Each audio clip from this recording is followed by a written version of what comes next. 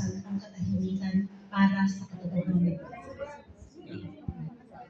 Sa bayang matindi ang katahimikan na malagi ako. Hindi ito tahimik dahil walang gulo.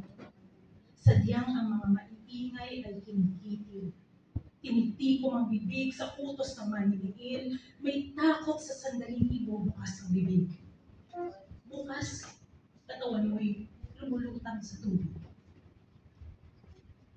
Higit na mas malalim itong sugat ng bayang Ama.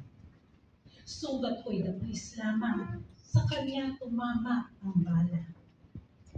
Dumarating sa isip ang dugo ang mukha at ang bayang pinakatan. Nilalapa ang kanyang utak at puso nang sa demonyo ay may alay. Sinisip-sip ang dugo't diwa pagkatapos siyang kubaran ng karangalan. Nilimot ang ibang suliranin. Kaharap pa ang mas malaking kalaban. Sa bayan hindi malayang magsalita, walang matutubos. Pati paghigbi ay ayaw marinig ng mga huwad na Diyos. Ang mga sinasamba ay binabasura ang bawat panalangin. Ikaw ay isang tuldok ng alikabok, hindi ka nila papansinin. Kasama sila sa karera ng kamatayang nanghahagis sa impyernong dahas.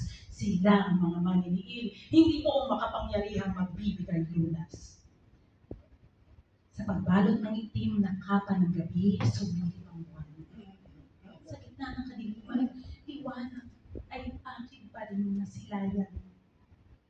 Dito, naalala ang tagumpay ng bathalumang haliya laban sa kunawa. Niyanig ang halimaw sa ingay ng sangkatauhan at naitaboy ang pinsala.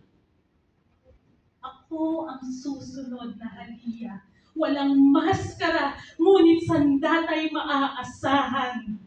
Dala ko ang mga salitang magpapalakas sa dagundong ng sigaw ng bayan.